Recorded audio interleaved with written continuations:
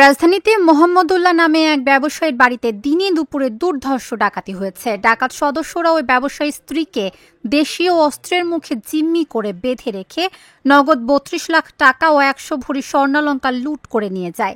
রোববার রাত ১২টার দিকে গাবতলীর মাজার রোড প্রথম কলোনি এলাকায় ব্যবসায়ী মোহাম্মদুল্লাহর বাড়ির ৩ তলার একটি ফ্ল্যাটে এই ঘটনা হয়। ওই ব্যবসায়ীর ভুক্তভোগী স্ত্রী সায়েদা বেগম জানান, দুপুর ১১:১২টায় মাস্ক পরে ৩ যুবক তার বাসায় কলিং বেল বাজায়। এ সময় দরজা খুলতেই তাকে ধাক্কা দিয়ে ফেলে দিয়ে মুখ চেপে ধরেন। পরে হাত পা ও মুখ বেঁধে ঘরের আলমিরায় থাকা নগদ ৩২ লাখ টাকা, ১০০ ভরি স্বর্ণ লুট করে নিয়ে যায়। পরে ডাকাত সদস্যরা চলে যাওয়ার পর তার চিৎকারে আশেপাশের লোকজন ছুটে এসে তাকে উদ্ধার করেন। খবর পেয়ে দারুস সালাম থানা পুলিশ ঘটনাস্থলে আসে। এ ঘটনায় ভুক্তভোগী পরিবার থানায় একটি লিখিত অভিযোগ দায়ের করেছেন। আমি যে গেটটা খুললাম, বললে কে? বললো আমি আনছি, একটু কথা আছে। আমি বললাম তুমি কে?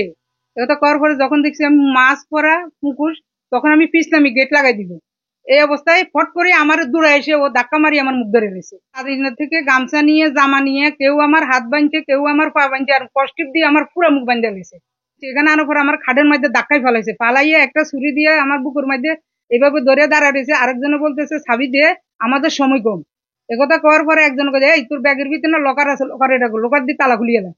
এটা লকার মধ্যে তালার মধ্যে এটা দিছে যে নান্দা দিয়ে আমার এমনি করে ধরে রয়েছে, ওই নান্দা দিয়ে তালার মধ্যে বাড়ি দিছে, আর তালা ভিতরের দিকে খুলে গেছে।